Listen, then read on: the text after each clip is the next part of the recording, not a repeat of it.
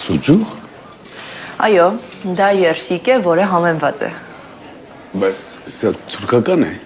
Ներեցեք, պարոն, բայց սուջուխը հայկական է։ Bon appétit։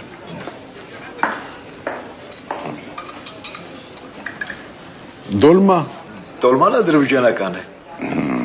Պարոն Հայկ, եթե սուջուխը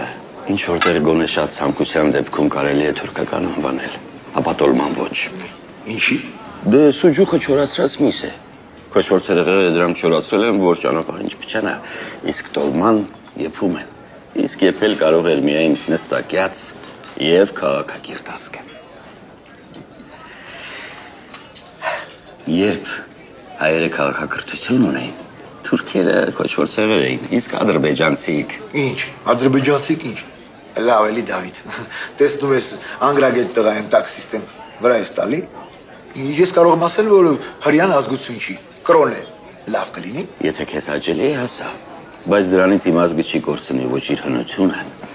ոչ այսօրվա ազդեցությունը, ոչ էլ հարստությունն ու խելքը։